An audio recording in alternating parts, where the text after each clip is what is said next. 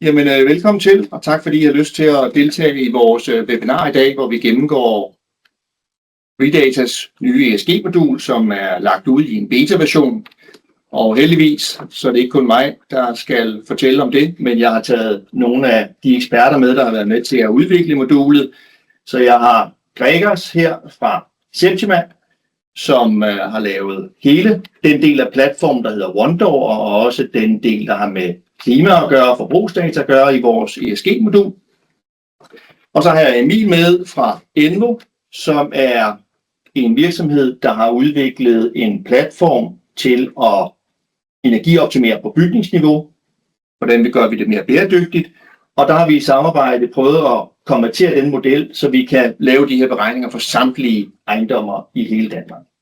Og mere for lige at give en idé om, hvor meget data det egentlig er, der bruges til at lave det her ESG-modul. Det kan vi sige, bare forbrugsdataen alene, jamen det fylder lige så meget som 1500 CD-rommer, hvis man skulle downloade den data og medbringe den.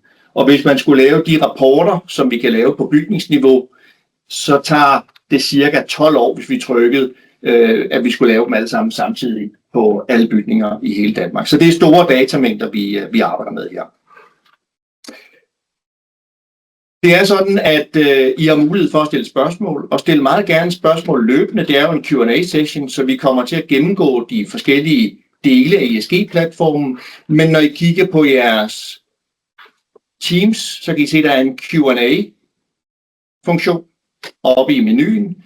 Og der trykker I bare og skriver et spørgsmål, når I har noget undervejs. Så tager vi. Vi har også fået nogle spørgsmål ind allerede, som vi måske tager løbende. Men stil endelig spørgsmål, så vi får taget dem undervejs i præsentationen. Nu vil jeg prøve at dele skærm. Se om vi kan finde den rigtige skærm. Yes.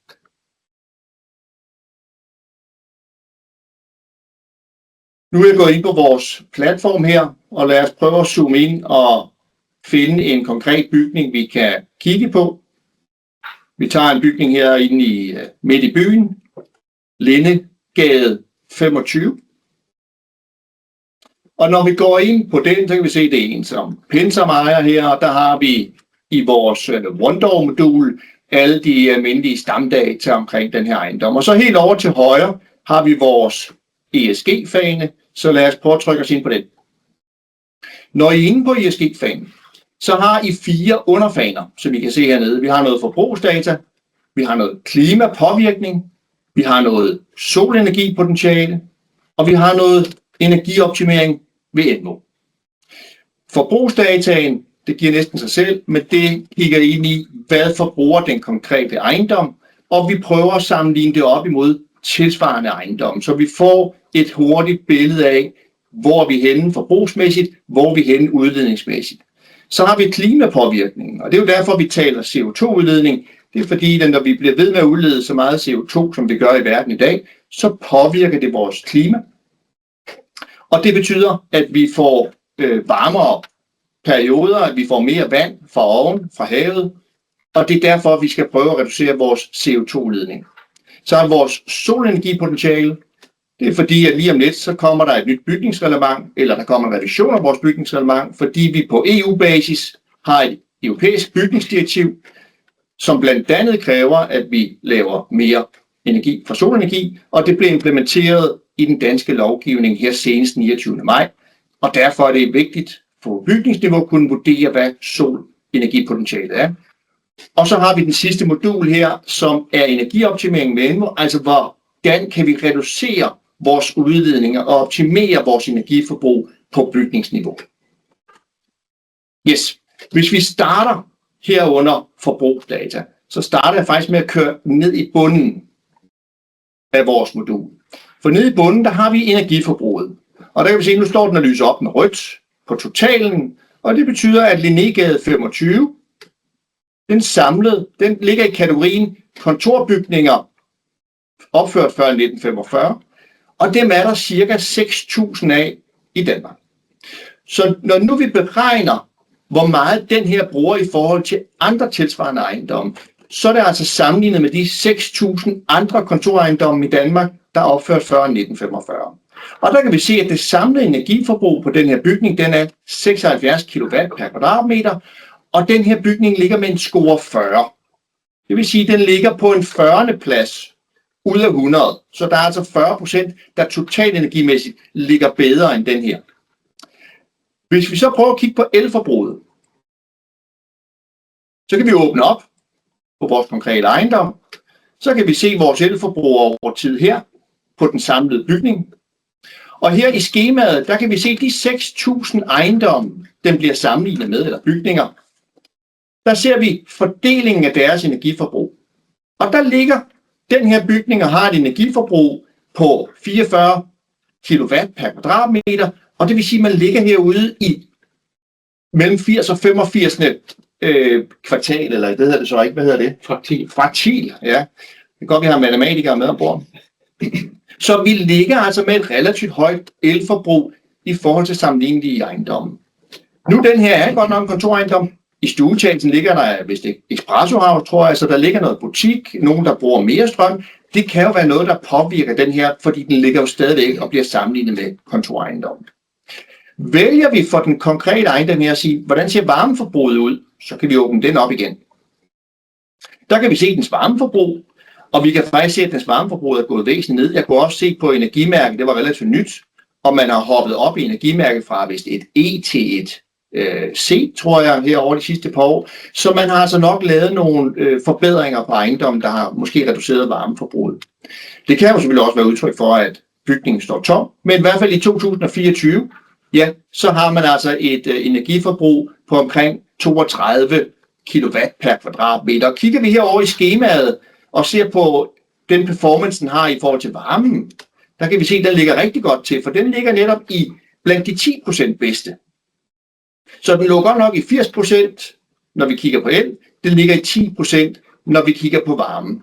Så granuleret kan vi komme ned og forstå, hvordan den her bygningsforbrugsdata er i forhold til sammenlignelige ejendomme. Og kører vi så op på den her, der har vi igen vores samlede energi, der kommer fra henholdsvis varme og el på bygningen. Og herovre i det andet skema, der har vi vores udledning. Den her viser udledningen fra henholdsvis el og fra varme. Og når der kun er en plet for varmen her i det ene år, og den ikke viser tilbage, så er det fordi, man ikke har emissionsfaktorerne tilbage i tid fra forsyningsselskaberne. Det har man fra elforsyningsselskabet. Men her kan vi altså se, når vi går op og kigger på oversigten, så kan vi se, at i forhold til energiet, der havde vi de her 76 kW per kvadratmeter i energiforbrug, hvor hvad står der, 58% kommer fra el, de 42% kommer fra varme. Og når vi så går over og kigger på, hvor meget udledning, hvor meget CO2, som den her bygning udleder, så er det 4 kilo per kvadratmeter, og der ser vi altså, at 70% af udledningen kommer fra elforbruget, og 30% kommer fra varme. Og hvis man lige prøver at sammenligne, så siger, at det var 58% af energiforbruget, der kom fra el, men den har altså udledt 70% af CO2'en. Og det kunne jo være i det første spørgsmål, Emil, hvorfor er det, at elforbruget producerer mere CO2 end varmeforbruget gør? Jamen helt kort fortalt, så er det fordi el er en mere ædel energiform end varme. Helt konkret, så kan man faktisk producere 3 enheder varme ud fra 1 enhed el, og det gør sådan set, at der er en højere belastning fra el i forhold til varme. Okay, så det er nemmere at producere varme? Ja, det kan man sige. Man kan faktisk tage den ud af omgivelserne og bruge den i produktionen af varmen. Så de virksomheder, de ejendomme og bygninger, som hvis primære energiforbrug kommer fra varme, de vil faktisk altid få en bedre score, kan man sige, grundlæggende set, fordi det er en mindre forurenende kilde. Det vil det, i hvert fald på udledningsdelen. Yes. Ja. Okay, tak.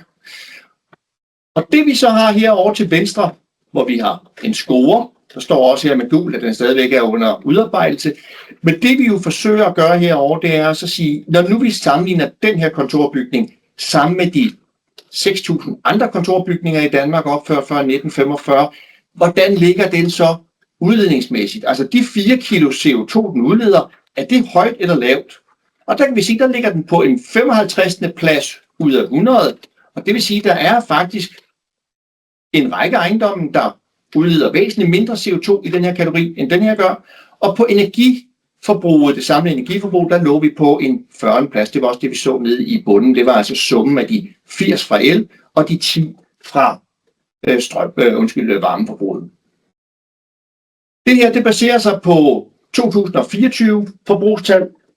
Og hvorfor er det, at vi ikke har 2025-tal, Gregers? Det er fordi, at energileverandørerne skal indberette senest et antal måneder efter energien er brugt. Og typisk opgør man jo et helt år i gang.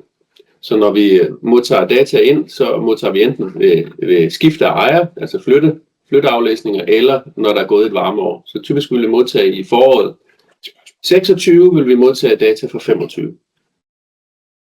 Okay, tak.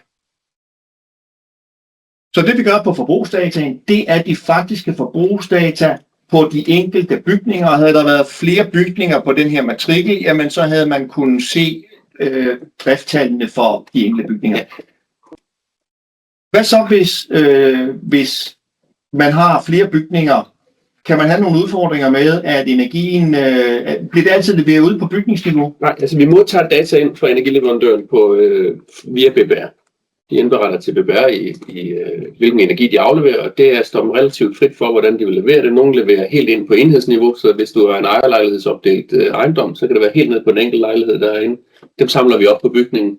Hvis du har en anden energileverandør, kan vælge at levere al energien på ejendommens primære adresse, så skal vi så selv forsøge at dele det ud. Der er nogle relativt avancerede algoritmer, der forsøger at fordele varmen alt efter hvilken bygningstype det er, om det er erhverv eller om det er bolig, og så kan vi fordele efter sådan en kendt nøgle med, hvordan vægter de her bygninger arealmæssigt i forhold til hinanden. Så hvis man har en ejendom med 3 bygninger på, og alle forbruget går ind i den ene bygning, så vil vi via vores algoritmer forsøge at sprede det ud, så det fremgår. Hvis nu der er en garage for eksempel, så antager vi, at den ikke bruger nogen varme. Hvis der står direkte BBR, at den ikke er opvarmet, så antager vi også, at en bygning ikke er opvarmet. Ellers så bruger vi en fordelingsnøgle til at fordele forbruget ud på de forskellige bygninger. Okay, så på den måde, så bliver det fordelt. Så bliver det fordelt ud. Yes, tak. Nu prøver vi at hoppe over i den næste. Vi har et spørgsmål her. Skal vi se en gang her? Et par spørgsmål. Det er meget småt. Det må du forstørre lidt, for jeg kan læse det, Christian. Jeg kan få lov til. Så mens vi lige venter på, at de der spørgsmål bliver forstørret, så er der et andet spørgsmål her. Hvad nu, hvis der er nogle bygningsejere, som køber grøn strøm? Kan man se det inde i de data, man får leveret for OES? Nej, vi kan ikke se, hvilken type strøm man modtager. Vi kan ikke se, hvilke særaftaler man måtte have, om man kun har vindmøllestrøm, eller om man kun har atomkraftstrøm, eller kun vil have særlig dårlig strøm fra kul. Altså, udledningsmæssigt så tager vi og siger, at det er gennemsnitsudledningen, der er fra en kilowatt-time i Danmark. Fordi at dataen ikke er tilgængelig. Dataen er ikke tilgængelig på os. Skal vi se her, hvad står der? Kan man overrule en anvendelse, hvis man ved, at der i stueplanen er en restaurant, som bruger størstedelen af elforbruget? Og det er sådan set et rigtig godt spørgsmål. Det er også noget af det, vi har kigget på at sige, hvad med de her blandede ejendomme? I dag gør vi det, at den primære bygningsanvendelse, altså hvis der er kontor i 80% og restaurant eller butik i den øvrige del, så siger vi, at den her bliver sammenlignet med kontorejendommen. Vi kigger ind i, hvorvidt man kan lave det på en anden måde, men det er lidt svært, fordi at dataen, du har jo ikke dataen på den enkelte forbrugsmåler nede på restauranten nødvendigvis til at kunne se, det er en restaurant. Så nej, du kan ikke overrule i dag og så sige, at jeg skal have en blandet anvendelse på det her. Det bliver opgjort på bygningsniveau. Tak til Kasper. Så har vi et spørgsmål her. Elforbruget for en ejendom, det er vel til dels en driftudgift og brugerne. Jamen det er fuldstændig rigtigt, det er Thor, der spørger, at stort set alle lejere betaler jo for deres elforbrug i dag. Det ændrer ikke ved det forhold, at man jo stadigvæk skal forholde sig til, hvor meget elforbrug der er på bygningsniveau, hvor den kommer fra og hvor meget den forurener. Når vi taler om det her, så er det jo blandt andet, fordi man fra europæisk perspektiv ønsker at reducere vores CO2-udledning for at imødekomme de klimaforandringer, der er. Og det betyder, at vi har 2 regelsæt, som rammer os som bygningsejere eller som ejendomsbranche. Det ene, det er, at bygningsdirektivet EPBD, som er det europæiske bygningsdirektiv, bliver implementeret i det danske bygningsreglement 18, her per den 29. maj i år. Og det betyder, at der kommer nogle nye regler til, at vi skal reducere vores CO2-udledning. Det betyder blandt andet, at det nybyggeri, der kommer i det offentlige fra 2028, det skal være nul-emissionsbyggeri. Det skal det i det private fra 2030. Der kommer nogle regler til ved større renoveringer. Så skal man have solenergi inkorporeret, hvor det er teknisk muligt. Det kommer vi tilbage til. Så der er en hel masse regulering fra EU, som vi skal til at implementere.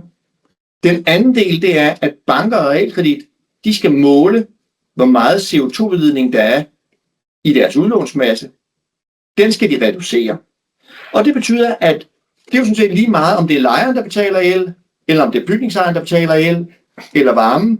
Man skal have reduceret CO2-udledningen.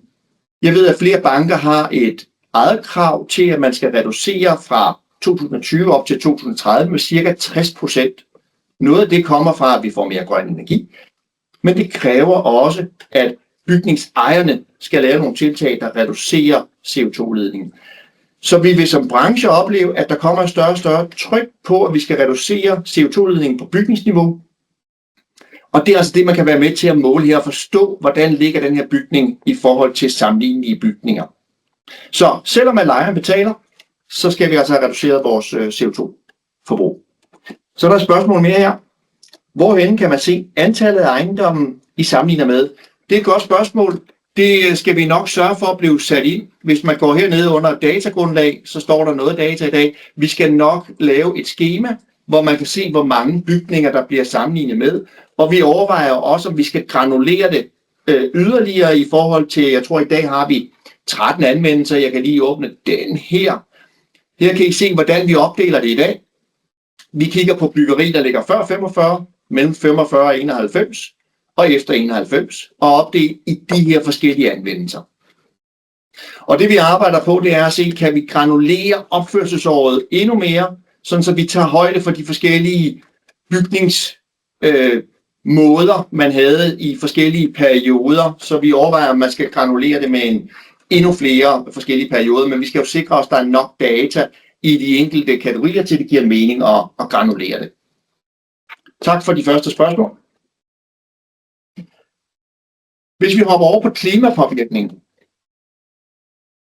så kan vi det screeningsværktøj til at forstå med de klimaændringer, vi ser ind i, potentielt ser ind i, hvordan bliver den enkelte bygning så påvirket de klimaændringer.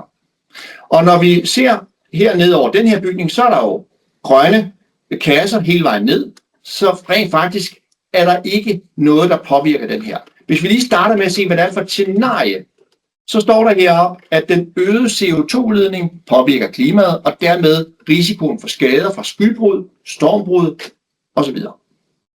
Og det er baseret på noget, der hedder klimascenarie RCP 8,5.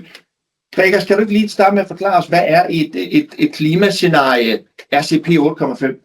Jo, altså man kan sige, at vi arbejder, når vi udregner forskellige påvirkninger fra klimaet, så regner vi med en hel masse forskellige scenarier. Nogle er kommet fra DMI, nogle er kommet fra FN, nogle laver EU. Og RCP 8.5, det er sådan en slags, hvis vi bare fortsætter som i dag, scenarie, uden nogen gør noget. Hvor vildt kan det så gå for sig? Og det medfører så, at man efter en lang række beregninger fra meteorologer og forskellige hydrologer, så finder man ud af, hvor meget vil vandet stige i havene, og hvordan vil ekstremregnen blive påvirket, hvordan vil gennemsnitsregnen blive påvirket. Og det giver så en model over, hvad kan vi regne med, en bygning eller et sted kan blive udsat for her i Danmark. Okay, og nu kan vi sige, at den her blev ikke påvirket. Nu kan vi lige prøve at tage, noget bygningsmasse herover. Det var Botanisk Have.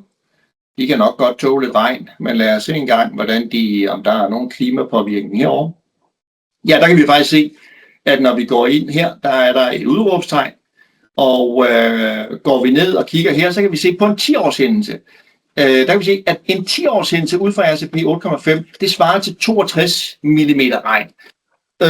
Gregers, lige starte med at forstå, et RCP 8,5, altså de der 62 mm regn på en 10-årshændelse, i hvilket år er det, man regner det her på? Det er i slutningen af scenariet, så det er 2070, 2071, der regner man med, at et 10-årshændelse, en normal, kan man sige, 10-årshændelse vil være på 62 mm nedbør. Okay. Så hver 10 år kan man forvente en hændelse, hvor der kommer 62 mm. hvis ikke vi får Hvis ikke vi reduceret gør. vores CO2-udledning i forhold til det, vi har i dag. Og der kan vi så se hernede, der er en bygning 1, den lyser op i kortet her. Den er på 8.200 kvadratmeter, og der står, den er påvirket på en 10-årshændelse, og så står der vandstandshøjde 91 cm. Og det jeg forstår, det er, at hvis der kommer 62 mm regn, så er der et sted på den her bygning, hvor der potentielt står 91 cm vand op ad facaden. Ja. Det lyder jo næsten som om, at hele København er oversvømmet. Hvordan skal de tolkes de 91 cm? Jamen, det vil hele København også blive på et tidspunkt. Alle, der kan huske det store regnvejr. På et tidspunkt bliver kloakkerne fyldt op, og det er sådan, man skal tolke det her. Hvis det ekstremt regner, så regner vi med, at vi ikke kan trække mere vand ud af det almindelige afledningssystem. Og vi kalder det også en Vita-Brap-model. Så kan afledningen ikke længere ske via terræn, altså almindelig nedsivning i jord. Det kan ikke ske via kloakken. Og hvis det fortsætter efter sådan en våd periode, så giver et skybrud på 6,2 mm nedbør, så vil der stå et eller andet sted på den her facade 91 cm vand op ad facaden.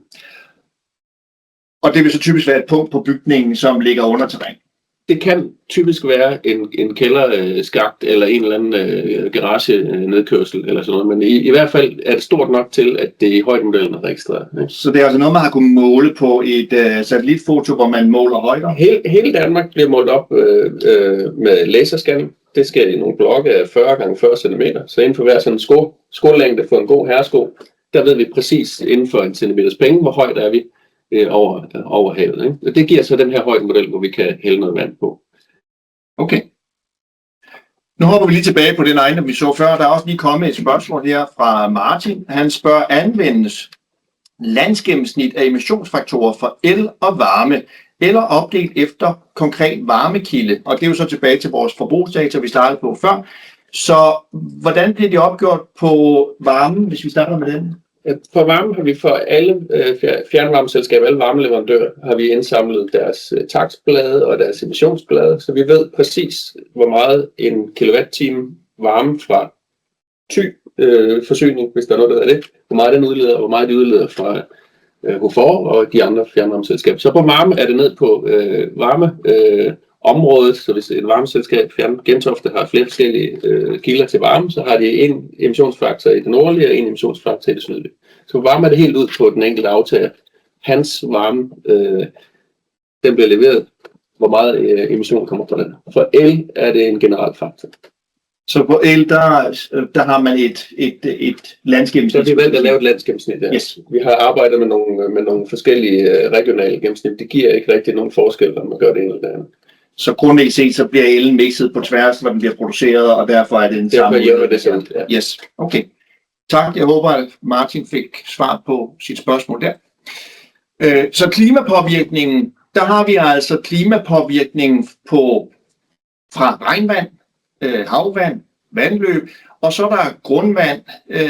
De andre er måske mere forståelige. Hvordan kan grundvandet påvirke vores bygningsmasse? Når vi får ind fra de geologiske undersøgelser for deres beregnede grundvand, det er jo ikke sådan, at vi ved præcis inden for 2 mm, som vi kan gøre med de andre ting, hvordan terrænet ser ud nedenunder. Men man har nogle modeller over Danmark for, hvordan grundvandet står, hvor højt det står under overfladen. Og hvis grundvandet står meget højt, så vil folk opleve det som fugtige kældre, de vil opleve det som smuldrende fundamenter på gamle bygninger og den slags, ikke? Eller ved nybyggeri, at man er nødt til at tage særlig hånd om at pilotere i stedet for, eller simpelthen omfangsdræne sådan en ejendom, fordi den ikke kan aftage mere vand.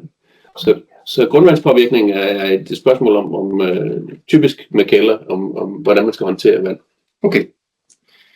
Så er der kommet et spørgsmål her fra Mette. Jeres forbrugsdata for energiforbrug på ejendom inkluderer lejer/brugers forbrug, tid, madlavning og PC'er osv., eller er det forbrug udskilt fra opgørelsen? Det er faktisk leveret forbrug. Så det er samtlige aftagende kilowattimer, så det er ejendommens fulde forbrug? Det er den fulde forbrug. Så kan der være enkelte leverandører. Hvis nu man har et petroleumsfyr, hvor man kører petroleum i silvand i stedet for sådan en anerkendt energileverandør, så kan jeg ikke afvise, at nogen kan have et petroleumsfyr stående, så de varmer op med ekstra. Men det er helt nede på det niveau. Alt hvad der er leveret i varme, hvis man får leveret flis eller brænde, så skal man også notere det ind til den her Så når jeg bestiller et brandetårn derhjemme, så skal leverandøren faktisk registrere, at jeg har fået et brandetårn? I princippet, ja. Okay. Nu kommer jeg på Vendsyssel, så derfor siger jeg i princippet. Ja. Ja. Der er steder, hvor man kan hvor man kan få brænde, uden at det bliver registreret. Okay, yes. Men ellers så bliver alt, der kan bruges til at levere energi, det skal indberettes. Okay, godt. Så prøver vi at hoppe videre til vores solenergipotentiale. Og det er blevet yderst relevant, fordi som jeg lige nævnte før, så er EU's bygningsdirektiv, det der hedder EPBD, det skal implementeres i dansk lovgivning i bygningsreglementet 2018, her senest den 29. maj i år, mener jeg det er. Og der er nogle forskellige krav, blandt andet det, som jeg sagde før, at nybyggeri, det skal være zero emission, når vi kommer til 2028 for de offentlige bygninger og fra 2030 for de private bygninger. Men nogle andre krav, som der er i bygningsdirektivet, det er, at der bliver krav til etablering af solenergianlæg på både nye og på eksisterende bygninger, og de bliver indfaset fra 2027, det vil sige allerede fra om et års tid. Og allerede i 2028, så bliver der et krav til, at når du skal lave renoveringer af alt, hvad der ikke er bolig på over 500 kvadratmeter, så skal du implementere solenergi, hvor det er teknisk muligt, og så står der også økonomisk rentabelt. Og hvornår er det økonomisk rentabelt? Teknisk muligt, det er måske lettere at forstå, men økonomisk rentabelt, det kan jo være en vurdering. Men det vi har forsøgt at gøre her, det er netop at beregne solenergipotentialet på samtlige tage i hele Danmark.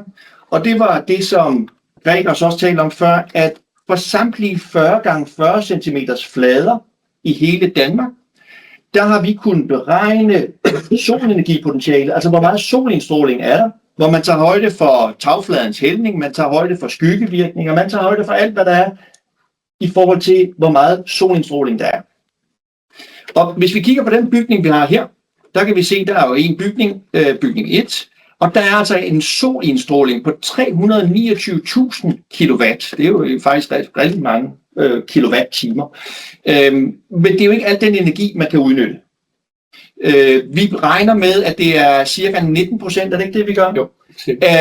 Af energien, vi kan udnytte, og det vil sige, at vi ville kunne producere 46 eller knap 47.000 kilowatt-timer på det her tag. Og her kan vi så se, at der er en estimeret omkostning på 314.000 kroner og en tilbagebetalingstid på 8,3 år. Og der kan man altså så gå op her og slå op og se, hvad er det for nogle forudsætninger, der er brugt til at beregne det her. Og jeg vil skynde mig at sige, skal vi lige tilbage på bygningen igen, at når vi taler solenergi, vi taler om, at der kommer et regelsæt, der gør, at der bliver krav til, at vi skal opsætte de her solceller. Men jeg tror også, at mange bygningsejere har oplevet, at der nok er nogle bygningsbenspænd fra myndighederne på det her. Fordi kan man bare sætte solceller op, og så kræver ens lejere, at de aftager den her energi? Gregers, ved du det? Det kan man jo ikke gøre, fordi vi har fritvalgsordning på elleverance. Så umiddelbart kan man ikke. Nej, så vi har i hvert fald den udfordring, at hvis du har boliger, for eksempel, jamen, så kan boligerne selv vælge. Så du kan altså ikke som bygningsejer opsætte et solcelleanlæg, som lovgivningen er i dag, og så bare sige til dine lejere, nu skal I aftage energi fra mig. Så kan du indgå en aftale med en given lejer om, at de aftager den strøm. Men det er klart, hvis du har mange lejere i en bygning, så kan det være lidt problematisk. Så det giver måske mest mening i de bygninger, hvor du har en stor lejer, du kan lave en aftale med om at sælge den energi. Og når det bliver et problem, kan man så ikke bare sælge den her energi ud på spotmarkedet, og så sige, det var fint, vi producerer en masse strøm, lad os få nogle penge i kassen? Ja, det store problem med strøm og solceller er, at vi alle sammen producerer en masse strøm samtidig. Så prisen er lav, når du afleverer det. Den er typisk dyr, når du aftager det. Og du kan måske også få den problemstilling, at du måske på spotmarkedet skal aflevere den til 30, 40, 50 øre per kilowatt, og samtidig så skal dine lejere egentlig købe dem til 2 kroner per kilowatt, ikke? Jo, præcis. Så vi må håbe, at der kommer noget lovgivning, der gør det mere attraktivt for bygningsejeren at få monteret de her solpaneler i forhold til at kunne distribuere det til sine lejere, uden at du skal være elleverandør, som det er et krav i dag. Der er kommet et par spørgsmål mere. Skelnes der mellem vandspejlet for primært og sekundært GVS i grundvandskortet? Det var et meget teknisk spørgsmål. Skelnes der mellem vandspejlet for primært og sekundært GVS i grundvandskortet? Ja, det er et godt spørgsmål. Det undersøger Det undersøger Gregers, mens vi lige tager et andet spørgsmål her. Hvordan kvalitetssikrer I forbrugsdata for BBR og OES-systemet? Mener andre dataleverandører kæmper lidt med huller i OES-data? Og det er også et godt spørgsmål, det er fra Martin her. Og det er jo fuldstændig korrekt, at data er jo ikke bedre end det data, der bliver leveret ind. Og eftersom vi nu har data på 2,1 millioner bygninger i Danmark, så er det også her, vi opdager alle de her fejl, der er i datasættet, og vi sidder og prøver at komme rundt om. Vi har jo selvfølgelig det problem, at der, hvor der ikke bliver leveret data ind fra et forsyningsselskab, der har vi ikke noget data. Det giver sig selv. Der kan også være fejl i datakilden, fordi man indberetter på nogle forkerte datoer, så det er en forkert periode. Det, man tror, der er en års forbrug, dækker faktisk kun over 5 dages forbrug. Og så kommer en bygning pludselig til at se rigtig velperformende ud, uden at være det. De ting kan vi tage højde for, men vi kan selvfølgelig ikke tage højde for dem, hvor forsyningsselskabet ikke har leveret data i. Man kan sige, at det, der er heldigt for os, er jo, at vi leverer til, min virksomhed leverer til Skattevæsenets BBR-kontor deres egen løsning. Så vi har en vis indsigt i, hvor kan vi bruge data, hvor kan vi ikke bruge data. Hvad er rent faktisk anvendeligt. Og BBR består jo af en stor, jeg vil sige, de er stolte af at være Danmarks første crowdsourced database, som vi selv siger. Ejerne skal selv indberette. Og det er ikke alt, man har interesse i at indberette.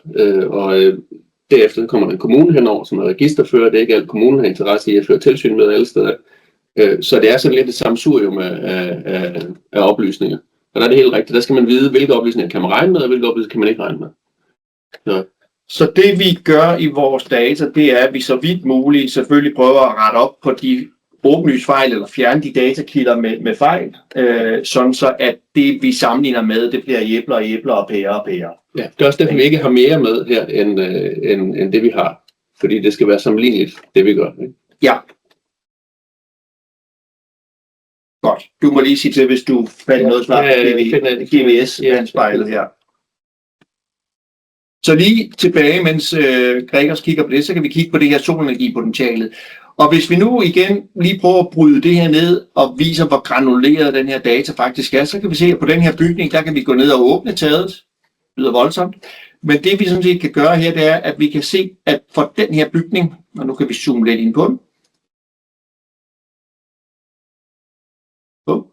så kan vi se, at der har man altså vurderet, at der er 2 af tagfladerne, hvor der er et potentiale for at udnytte energien, fordi det har fået mediumpotentiale. Så vi viser kun det med medium eller højt udnyttelsespotentiale. Og der er et sydvestvendt tag på 44 kvadratmeter, og der er et vandret tag her på forhuset på omkring 315 kvadratmeter. Hvis vi lige tager luftfotoet, ja, så kan vi se netop den sydvestvendte del, det er den, der er markeret her. Og tagfladen, der er vandret, det er den oven på forhuset her. Og der kan vi så se, hvor meget solindstrålingen er, og hvor meget potentiale der er. Og det vil sige, at man får altså en meget hurtig screeningsmulighed for at vurdere, giver det mulighed for at udnytte det her tag ud fra et solenergiperspektiv. Det her, det er jo ikke et værktøj til, at man så bare bestiller solpanelerne og siger, sæt i gang. Det er et værktøj til at få en hurtig screening af, om potentiale er til stede, sådan så man kan sætte sin rådgiver eller sin leverandør i gang med at sige, vi vurderer, at her er der en potentiale på de her tagflader. Lad os få undersøgt det i dybden.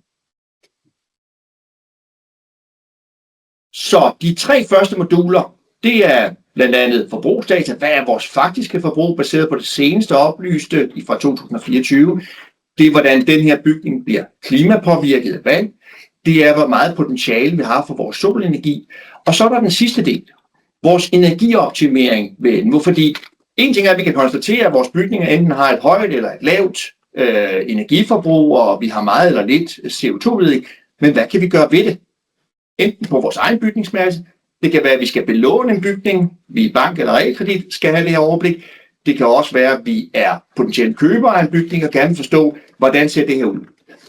Og hvad kan vi gøre ved det? Fordi en ting er, hvordan tingene ser ud, men under den her fane, der hedder energioptimering med Envo, der er det, at vi i samarbejde med Envo har udviklet den her motor til, at vi for samtlige bygninger, hvor der er et energimærke, kan beregne, hvordan vi har mulighed for at energioptimere, og dermed reducere vores CO2-udledning og gøre bygningen mere bæredygtig. Og der skal man generere en rapport her. Der er nogle stamdata, og så kan man generere en rapport. Hvorfor er det, at rapporterne ikke bare er genereret for alle ejendommene på alt det, vi har? Ja, man kan sige, at det kræver enormt store datamængder at køre de her rapporter, og det tager også 3 minutter, som du nævnte tidligere. Og i den her analyse, der er nogle af de ting, vi blandt andet gør, det er at opstille sådan en simpel form for digital tvilling af bygningen og køre analysen. Så det er simpelthen rent computermæssigt. Nu lavede du lige et regnestykke, der sagde, at det tog 12 år at køre den her analyse på forhånd på alle ejendomme. Så det er simpelthen et computermæssigt aspekt. Så det er store datamængder, ja, det er det, der bliver behandlet. Ja. Og det har jeg ikke nævnt, men det kan jeg så lige nævne nu, at den her rapport kan man jo også kun generere på bygninger, hvor der allerede foreligger et energimærke. Er det fordi, vi egentlig bare tager den data, der er i energimærket og laver en rapport på, eller hvorfor er det, der skal være et energimærke for at kunne generere en rapport? Ja, jamen det er jo fordi, vi skal lave den her fysiske model af bygningen, den her simple form for digital tvilling. Og det kræver, at vi ved noget om bygningsdelene, altså hvordan er ydervæggene konstrueret, hvilke typer vinduer har bygningen, hvad er installationerne på ejendommene. Og når der bliver lavet et energimærke, så er energikonsulenten forpligtet til at lave registrering af de her forskellige ting. Det er ikke noget, man som sådan ser i energimærket. Måske hvis man kigger rigtig godt efter, kan man finde nogle hensydninger af det. Men det er egentlig noget, som bliver indrapporteret til Energistyrelsen, og som vi så kan trække ud. Og så bruger vi så de registreringer til at konstruere en bygningsmodel. Så alle de beregninger, der bliver lavet i energimærket, og alle de tiltag, der bliver lavet, det er sådan set noget, vi slet ikke rører ved. Det man traditionelt ser i energimærket. Vi tager simpelthen bare de her fysiske registreringer. Og det er et valg, vi har valgt at tage, fordi man kan sige, altså det, at der trods alt har været en person ude og besigte bygningen, det er nok, det er et noget bedre datagrundlag, end hvad man kan estimere sig frem til.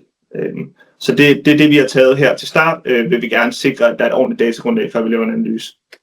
Så det, man bruger for energimærkeregistrering, det er faktisk ikke engang det, vi kan se ud af energimærket. Det er alt det, som energikonsulenten har registreret i systemet bagved, hvor han forklarer, eller hun forklarer, hvad er bygningskonstruktion, hvad er det for nogle vinduer, døre, facader, isoleringstykkelser, tag, alt det der. Præcis, og det, altså man kan sige, kvaliteten af den data kan være meget varierende. Når man går ud og får et tilbud på et energimærke, så kan man få et enormt billigt energimærke og et enormt dyrt energimærke.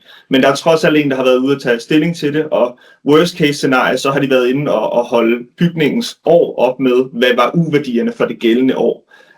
Men det her med, hvor god kvaliteten af energimærker er, det er også noget, vi kommer til at udvikle lidt mere på, så man kan se, hvor godt datagrundlaget er.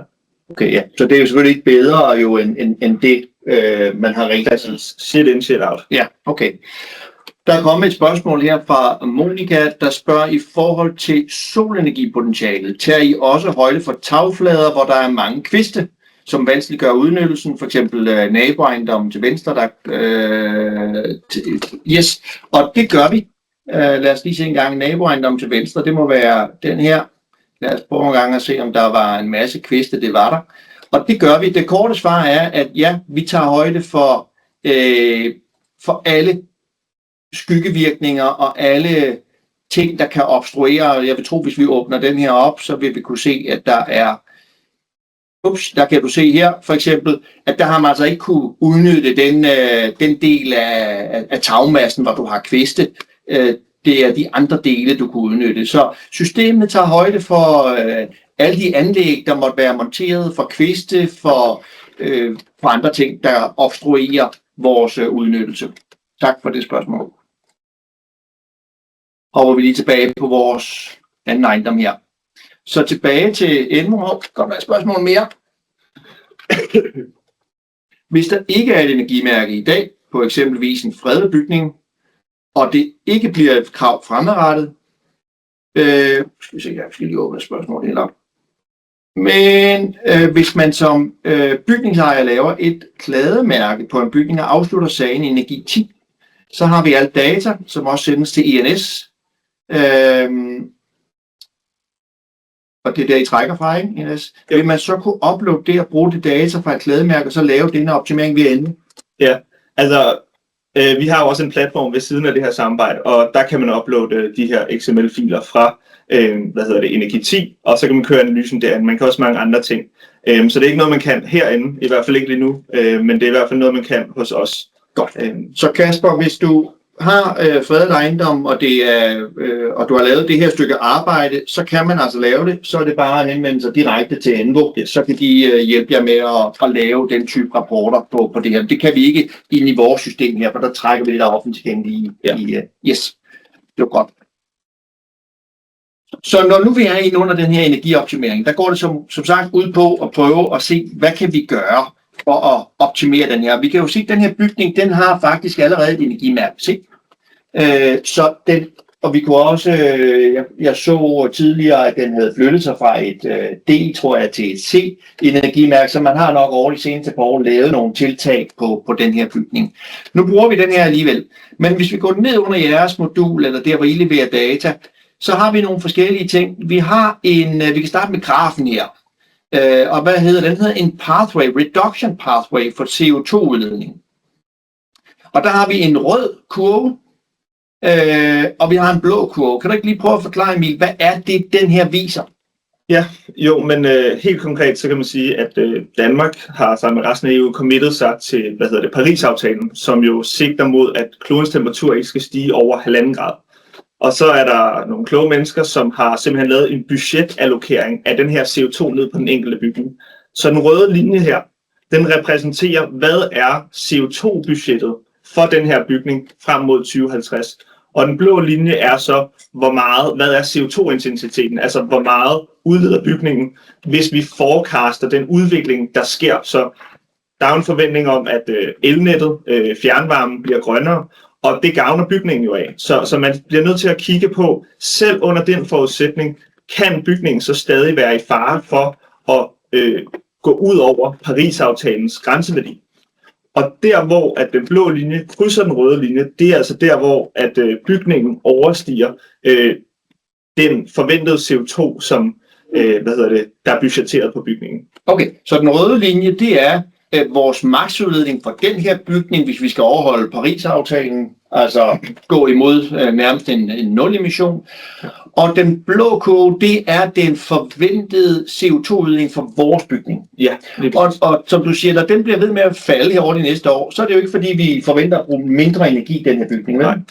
Så er det fordi, at vi forventer, at vores energiforsyning bliver grønnere og grønnere, så selvom vi bruger det samme strøm, den samme varme, så er det grønnere og grønnere energi, så vi får foræret noget reduktion af vores CO2. Lige præcis, ja. Og det gør vi frem til 2030, og så har vi ligesom taget alt det, vi kunne derfra, og så er vi på en mere vandret linje. Og så er det, du siger, de sker hinanden herude, det er det, man kalder stranding year, det er også det, vi skriver heroppe, 2044. Stranding year, det er så de årstal, hvor de her to, de skærer. Og det betyder så, at nu er vi så pludselig ikke, skal vi kalde det compliant med Paris-aftalen. Hvad betyder det så for vores bygning? Kan den så ikke sælges mere? Ja, altså ordet i sig selv, stranding, det lyder måske lidt ekstremt. Jeg hørte også for nylig, at de måske har ændret navnet til misalignment, altså at den ikke længere er alignet med Paris-aftalen. Man kan sige, der er jo ikke nogen reel lovgivning eller regulering, der presser på det her såkaldte stranding her lige nu. Men man kan forvente, at EU først og fremmest dernæst national lovgivning vil presse på at lave lovgivning, der rammer bygningerne omkring stranding her. Så det er der, hvor man kan forvente regulering. Og helt konkret, så kan man jo nu se, Nicolas har mange gange nævnt det her EPBD, hvor der kommer minimum energiperformance krav til bygningerne. Og i første omgang i 2030 er det de 16% værst performende, som reelt set skal løfte deres energibehov. Og hvis ikke de gør det, jamen så ender man faktisk ud i scenarier, hvor man enten ikke kan belåne aktiver, eller forventeligt også, at man faktisk måske ikke kan udleje dem. Og det begynder man faktisk allerede at se i Frankrig og UK, at det er noget, der er sket derovre. Så det er derfor, at man skal være meget opmærksom på det. Så det du siger, det er, at de 16% dårligst performende bygninger, de skal energirenoveres i henhold til det nye bygningsdirektiv fra EU. Ja, altså der er lige nogle teknikaliteter, jeg ikke lige kan huske, men det er sådan cirka sådan, det lyder. Okay, og hvordan er det, at man deler bygningsmassen op? Er det så bare i boliger og ikke boliger? Er det den måde, man gør det, der ved du det? Ja, og det er de detaljer, nemlig ikke kan huske. Ja. Det giver mening at prøve at få det nøgletal ind på platformen, så man egentlig kan se, hvordan den her bygning, vi kigger på, den så aligner med det nye bygningsdirektiv på EU-niveau. Yes, og der kommer også nogle krav igen i 2033, tror jeg der. Så har vi et spørgsmål her. Hvor kommer oplysningen om bygningens aktuelle CO2-udledning fra i CRREAM-analysen? Energimærke spørgsmålstegn. Hvor kommer den blå kurve her? Hvor stammer den fra? Den er jo, der står 2026 hernede, ikke? Så vi modtager jo faktisk forbrugsdataen direkte fra Septima. Og man kan sige, at det forbrugsdata, vi modtager fra dem, det er jo så fra 2023 eller 2024. Og 2023 og 2024, det kan jo have været et varmt eller et koldt år. Så for at vi skal lave en retvisende analyse, så bliver vi nødt til at normalisere forbruget. Så vi tager og laver en analyse af de faktiske forbrugstal fra 2023 og 2024, og siger under normale forudsætninger, hvor meget vil den her bygning så forbruge. Og det er så det, vi bruger til at regne et kilowatt-timetal, og når vi har kilowatt-timetallet, kan vi så bruge de samme emissionsfaktorer, og så gange en forecast af, hvordan forsyningsselskaberne forventer, udledningen kommer til at udvikle sig. Og så på den måde får vi den her graf. Okay, ja. Tak. Så har vi også et schema herovre, hvor der står bygningsperformance-dele. Bygning 1, og så er der nogle forskellige procentsatser på, så står der vinduer og døre 90%, så står der klimaskærm 22% og så videre. Der er noget, der er grønt, der er noget, der er rødt, der er noget, der er gult. Det er ikke for at forvirre, det er måske for at indikere, om hvor god en bygningsdel er. Men hvad er det egentlig, man prøver at vise i den her bygningsperformance-del? Jamen, som jeg nævnte tidligere, så energikonsulenterne skal jo gå ud og registrere forskellige anlæg og bygningsdele på bygningerne. Og det er simpelthen dem, vi så trækker ud, og så har vi jo så prøvet at score dem, i stedet for at vi skal vise en eller anden form for teknisk værdi. Så for eksempel vinduer og døre, de er målt op mod bygningsreglementets krav til, hvordan skal vinduer og døre performe, hvis du udskifter dem på en bygning. Og det samme gælder også klimaskærmen. Så man kan sige, at klimaskærmen er jo bygget for mange år siden, men hvis man reelt set begyndte at renovere på klimaskærmen, så skulle den altså løftes noget. Belysningen i forhold til det bygningsreglement, vi har i dag. Lige præcis, ja. Præcis. Så det vil simpelthen være et krav, hvis man begynder at løfte ejendommen. Belysningen, den er formentlig ligesom vinduerne også sådan set, men belysningen er formentlig skiftet for nylig til nogle moderne lyskilder, så det vil sige, altså det er jo nogle LED'er, som performer rigtig godt, det der hedder energimærke A, men for belysning, for ikke at forvirre. Og så at der er en god styring på, så også altså tager de højde for eksempel dagslysstyring, eller er de automatisk styret, eller er det bare en normal stikkontakt. Okay. Så det kommer lidt an på, hvad bygningsdelen er. Godt. Og hernede har vi så nogle konklusioner, og det er fordi, at nu har vi allerede genereret en rapport, så vi ikke skal sidde og vente på den her. Men på den her adresse, der havde vi et energimærke C. Og når brugeren så siger, nu vil jeg gerne beregne, hvordan jeg kan energioptimere den her, og gøre den mere bæredygtig. Nu har den her et energimærke C. Hvad er det så, maskinen går i gang med? Yes. Jamen, i forhold til alt det her med, hvornår en bygning strander, og hvornår den er compliant med lovgivningen, så det vi tænker, at brugeren gerne vil have på den her platform, jamen det er en indikation af, hvis vi skal have bygningen til at være compliant, hvad koster det så? Og der har vi simpelthen for nu i hvert fald sat en grænse, der hedder, at vi vil gerne have alle bygninger op i energimærke B. Så det, der sker, når man trykker beregn, det er, at der bliver konstrueret en bygningsmodel. Så har vi en database med over 300 forskellige tiltag og flere tusind poster, hvor at den så på alle de forskellige bygningsdele tester, hvad sker der, hvis man reelt set laver de forskellige ting. Så tager den alle de rentable tiltag og spytter ud, og så tager den, hvis ikke den kan komme op i et energimærke B på de rentable tiltag alene, jamen så begynder den at finde ud af, hvilke tiltag har den bedste totaløkonomi. Og det er så det, man får en rapport. Så den får bygningen op i energimærke B. Så det vil sige, at på baggrund af den her tvillingbygning, som du siger, altså den her konstruktion af, hvad er det for en konkret bygning, hvad er det for nogle materialer, det som er trukket ud af den bagvedliggende energimærkeregistrering, så siger man, okay, hvor er pengene bedst investeret i at få reduceret CO2-ledningen? Ja, lige præcis. Og det vil sige, når man så har genereret rapporten, så får man en rapport, som kunne ligne den her ud. Den er på 25 sider, og når man trykker på knappen, så er det jo vigtigt at sige, at så er det ikke sådan, at der går 3 sekunder, og så åbner der en pdf-fil op. Der kan gå alt fra 2 minutter til 10 minutter, før den bliver genereret, fordi det er en ret tung beregningsmodel, der bliver sat i gang. Ikke? Og hvis vi så lige prøver at hoppe ned på den her, så hopper vi ned på konklusionen. Der kan vi se, at den her bygning, den havde energimærke C, og der er det så, at vi konkluderer, at der skal investeres 263.000 kroner, så det er jo grundlæggende ikke særlig meget. Og med de 263.000, så kan vi reducere vores CO2 med 11%. Og her kan vi se, at der har vi jo så den nuværende bygning, den har et energimærke C, og den kan altså flyttes til et energimærke B. Og det vil sige, at det ryger fra et benchmark top 54 til top 47. Men endnu mere interessant at sige, at de 11% reduktion af CO2, den kommer fra de 5,4, der var estimeret i 2026, til 4,8 efter de her energioptimeringer. Så her har vi konklusionen, og vi kan se, at elforbruget, det er jo ikke fordi, man bruger mindre el, det er stort set det samme, men vi bruger noget mindre varme. Og så er det, at man kan køre ned igennem her. Det her, det var de bygningsperformance-dele, du har talt om. Her kan vi se den pathway, du egentlig forklarede før. Ja. Og kan se, det her, det var den her pathway i henhold til EU-aftalen eller klimaaftalen. Her ser vi bygningen uden tiltag, og så kan vi næsten fornemme, der ligger en lille streg under her, der viser, hvordan CO2-udledningen bliver, hvis vi indfører de tiltag, der er foreslået her. Ja. Og så er det, at man kan gå herned igen og se, hvad er det for nogle revideringsforslag, der er. Når det tager 10 minutter, er det så fordi, I skal sidde og skrive de her tekster? Nej, vi tager simpelthen vi har en stor model, som finder alle de her løsninger, og så tager vi både tilstanden af bygningen før og tilstanden af bygningen efter, og så for at der også skal stå lidt om, hvad er det reelt set, der bliver lavet på bygningen, så tager vi alle resultaterne og putter det ind i en en LLM, som det hedder. Ligesom hvis der er nogen, der bruger ChatGPT eller Claude, eller hvad det hedder, alle dem, så svarer det sådan set bare til at paste resultaterne ind, og så på baggrund af de resultater, så laver den nogle tekster om, hvad der skal gøres.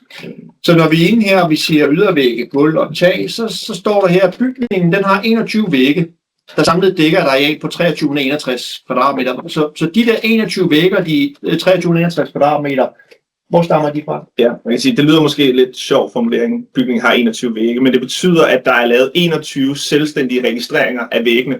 Så faktisk allerede her, der har vi faktisk en meget god indikation af, at det her energimærke for bygningen er ret godt, hvis der er en energikonsulent, der trods alt har grupperet ydervæggene op i 21 dele. Og det er jo, så det her, det tyder på kvalitet i energimærket, ja, at energikonsulenten rent faktisk har ikke bare skrevet, at der er murede vægge, men at de har forholdt sig til de forskellige typer vægge. Ja, så det kan være, at der er en brystning under vinduet, hvor der er et større varmetab end for eksempel de massive ydervægge, som formentlig er lavet af en eller anden tung form for materiale. Så her får brugeren faktisk en ret detaljeret forståelse af for eksempel ydervægge, loft og tag. Hvad er det, der er udgangspunktet? Ja. Og hernede kommer anbefalingen så til, hvad er det, der kan gøres. Og nu havde den jo et ret fornuftigt energimærke. Den havde en ret fornuftig kvalitet bygningen. Ja. Så det er jo heller ikke de store tiltag, der bliver foreslået her, men der er noget nu der står der indvendig efterisolering, forsætsvæg, af stålskelet med mineral og giftflader, og det kunne typisk være det, du taler om, for eksempel sådan en brystning bag en radiator, ikke? Ja, præcis. Så lige her, der står der ikke præcis, hvor det er. Men det kan man også finde ud af. Så det kunne jo for eksempel, nu er der ikke så mange kvadratmeter, så det er ikke alle ydervæggene, men der er nogle former for ydervæg, som kan være nemmere at efterisolere indvendigt, for eksempel en brystning, ja. Som du nævner. Så for alle, og så er der noget på belysning, der er noget på vinduerne, der er noget på tagvinduer osv. Man kan læse, hvad er det, der egentlig ligger til grund. Og der havde vi noget sol, som vi faktisk har talt om tidligere. Og her foreslår den så, at der skal installeres noget solcelleanlæg. Men den foreslår det først i 2036. Hvorfor foreslår den i 36 og ikke i dag? Ja, men det er simpelthen bare noget at gøre med, at den har fundet nogle billigere tiltag for at komme i energimærke B her nu. Men så fortsætter den jo stadig med at kigge på, hvilke tiltag kan være rentable. Og vi har en antagelse om, at solceller, det er en teknologi, der kommer til at kunne producere mere energi. Det kommer til at være billigere at købe solcelleanlæg. Og så har vi selvfølgelig også en antagelse om, hvordan elprisen udvikler sig. Og når man tager alt det her sammen ind i en stor analyse, jamen så finder vores model frem til, vi bruger en klassisk DCF, altså tilbagediskonteret pengestrømsanalyse, der finder man ud af, at net present value er altså positiv for den her investering, hvis man laver den i 2036. Så derfor foreslår den først, at man laver det tiltag i 36? Lige præcis, ja. Okay. Godt. Og der kan man så se alle tiltagene hernede igen. Og så kommer vi ned til den her, den har jeg nogle gange siddet og kigget lidt på. Kan du ikke lige prøve at forklare, hvad det egentlig er, at den her energimærkeoversigt, den viser? Jo, jamen så man kan sige, at normalt når man ser et energimærke, så ser man det jo faktisk bare som et bogstav. Men bag de her bogstaver, der ligger der faktisk et tal, energiintensiteten. Og energiintensiteten, Altså, som I kan se her, den her bygning, den er energimærke C, men ligger meget, meget tæt på energimærke B. Så det betyder faktisk, at der skal meget lidt til, for den her bygning rent faktisk kommer op i energimærke B. Og her der visualiserer vi altså bare, hvor at bygningen indplacerer sig før og efter de første investeringer, der laves på bygningen. Okay. Ja. Så det kunne også have ligget helt nede i den anden ende, og så havde der skulle nok investeres noget mere. Ja. Så har vi noget prisprognose på noget energi.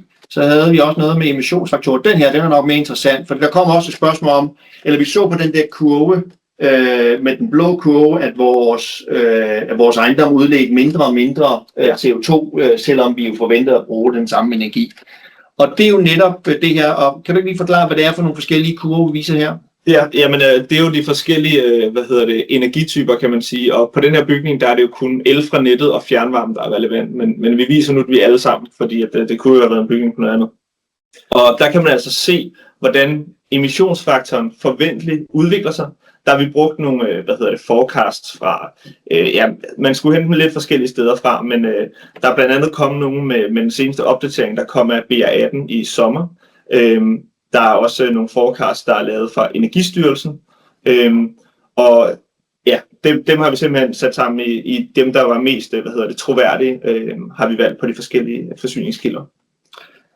Godt, så der kan man se det. Og så har vi det, du taler om til sidst hernede, nu er den lagt ned, men der har du sådan et klassisk budget, hvor du kan få sige, hvad er det for en investering, der skal laves i hvilket år, og hvad er din besparelse, og så har du din beregning dernede. Så det er det, man får ud af rapporten, hvis man trykker den igennem. Yes. Nu kommer vi sådan rimelig godt omkring, og har man først genereret den her rapport, så kan man selvfølgelig downloade dem som en pdf, gemme dem på sit eget drev, og man får også på sin profil, når man er logget ind, hovedkonklusionerne hernede på sit dashboard. Og det er altså kun mig, der har trykket på den her, der kan se det her. Ikke? Så når jeg har købt en rapport og betalt for den, så er det mig, der har adgang til data, og ikke andre, der har adgang til data. Yes, okay. Godt. Nu nåede vi egentlig rimelig godt igennem. Er der nogle spørgsmål på computeren? Vi har været hele vejen rundt om. Hvis der er nogle spørgsmål, så er det sidste chance. Vi svarede på det med vandspejlet. Ja, vi regner på vandspejlsting, slår jeg op her. Der regner vi på Geos' model. Geos har opsamlet deres 100 meter grundvandsspejl til en 10 meter model. Og det er den, vi regner ind i. Så det er deres opsamling til den. Og der regner vi på de oplande, de nu tager med, om det er 2 eller 4. Så det er den tal, der kommer fra estimeret vandspejlsdybde. Godt. Og så sidste ting, jeg vil nævne, det er, at som sagt, det er en beta-version. Når det er sagt, så er der brugt rigtig mange timer, vi synes, vi er kommet rigtig langt, men der kommer stadigvæk nogle revisioner her og der, men vi vil jo rigtig gerne høre jeres input, så når hvis I sidder og bruger det, støder på ting, I tænker, er det her ikke en fejl, eller hvorfor gør man ikke sådan her, eller jeg kunne godt bruge det her nøgletal, så jeg vil ikke love, at det kan indarbejdes, men vi vil jo rigtig gerne have den feedback, så vi kan prøve at indarbejde det i vores produkt her, så det bliver så brugervenligt som overhovedet muligt i forhold til alle dem, der gerne skulle aftale det ud. Så hvis ikke der var flere spørgsmål til platformen, så vil vi bare have lov at sige tak, fordi I lyttede med.